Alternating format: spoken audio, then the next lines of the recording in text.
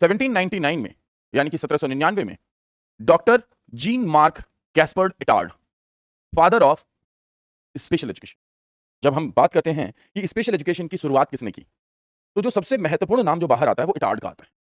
तो gene mark Gaspard Etard, the father of special education. क्यों कहा जाता है इन्हें फादर ऑफ स्पेशल एजुकेशन? इनके कुछ 5 सहयोगी थे। स्टोरी बताता हूं आपको। इनके कुछ 5 सहयोगी थे, उसमें एक थे doctor penal.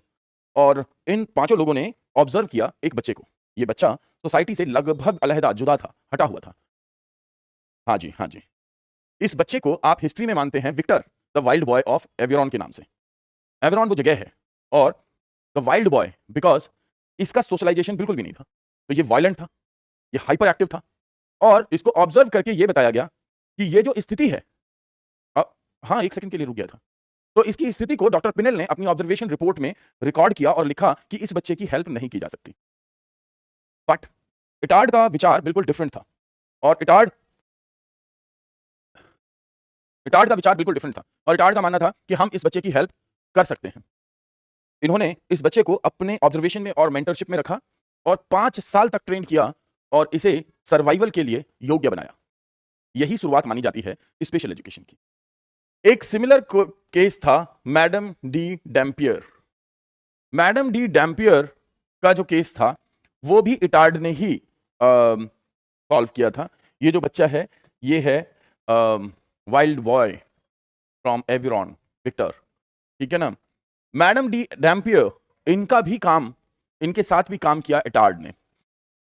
Madam D Dampier को जनरली लोगों का मानना था कि ये एक हेल्पलेस केस है। क्या करती थी वो? सामान्य बातचीत के दौरान जब किसी से बातचीत हो रही है तो वो शाउट करने लगती थी। उनका ये जो शाउटिंग एटीट्यूड, जो एक्सेसिव एग्रेशन था, ये बहुत ज्यादा शाउटिंग के रूप में बाहर आता था। इसलिए इसको हेल्पलेस करार दिया गया। हालांकि अगर मैं इनके केस की बात करूं तो ये 60 साल के बाद, आफ्टर लगभग 60 इयर्स, ये प्रूव हुआ। यानी ये फर्स्ट केस था टाउरेट सिंड्रोम का, जिसमें कि फ्लक्चुएशंस ऑफ बिहेवियर को दर्ज किया जाता है। व्यक्ति नॉर्मल बातचीत के दौरान सडनली बीच में, जैसे टिक डिसऑर्डर होता है उस तरीके का टाउरेट सिंड्रोम होता है, जिसमें कि बीच बीच में वो एग्रेसिव या एक्सेसिव या वायलेंट या कहेंगे शाउटिंग बिहेवियर करने लगता है। तो ये मैडम डी डैम्पियर, ये दुनिया का सबसे पहला टाउरेट सिंड्रोम केस बोल सकते हैं जो कि रिकॉर्ड में मौजूद है।